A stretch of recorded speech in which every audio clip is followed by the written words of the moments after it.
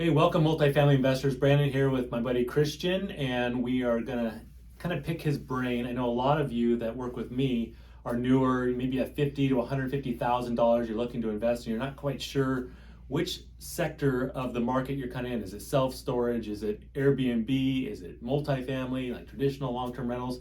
So Christian, if you were not the mega investor that you are with Cody doing all your hundreds of units and resorts and everything, what advice would you give a new investor that's got maybe 100 grand or so, kind of trying to figure out what may be a good starting point to invest in? That is actually an excellent question because it took me a while to actually get in the game and figure out what it was I wanted to do.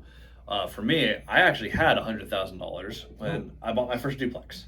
And I chose small multifamily because one, it was in my comfort zone, and two, multifamily out of all those asset classes, short term, self storage, multifamily has the most stability. So I wanted to set my base in something that was predictable in long term annual leases and put together my portfolio. Now, I did make a few mistakes here. I decided very early on, years before buying that property, I want to buy a duplex and I want to buy it conventionally and I want to do an X amount of time, but I decided my strategy way before I found my opportunity. Okay. So, knowing what I know now, Yep. my advice would be learn as many strategies as you can. Meet with owners of real estate and people who you want to emulate what they've done, and figure out how to put that together for yourself. Because what you might find is if you want to buy a duplex or you want to do, let's say, the house hacking thing that's very popular right now. I want to live in one unit and I want to move around property to property.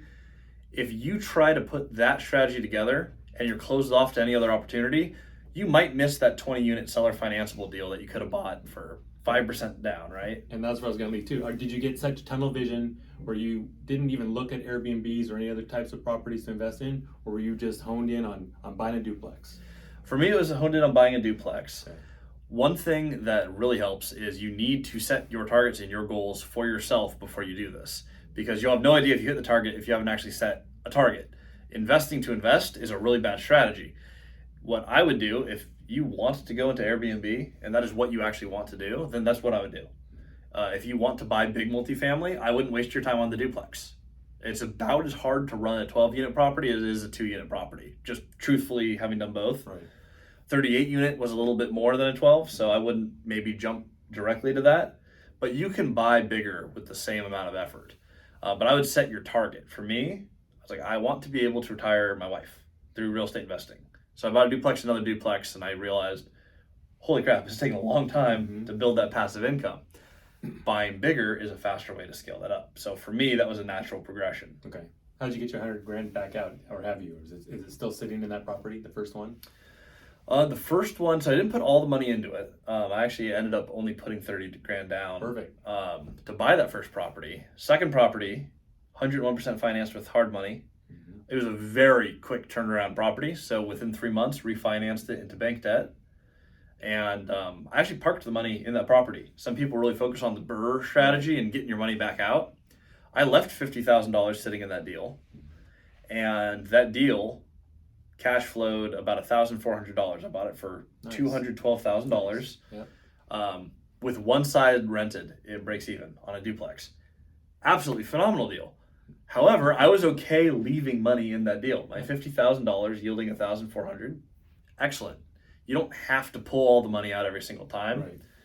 As we have acquired the portfolio, the cash flow has, we just have a lot more than $100,000 today because the properties pay me what I started with and more. So I just wait for it to come back via cash flow, but that's been my strategy. That's good. And what I preach is as many doors as you can afford under one roof is kind of what I go for.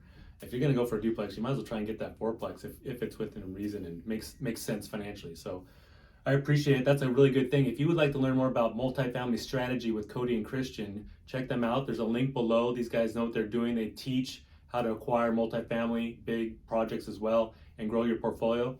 And click my link below if you'd like to talk more about investing in Western Washington. Thank you.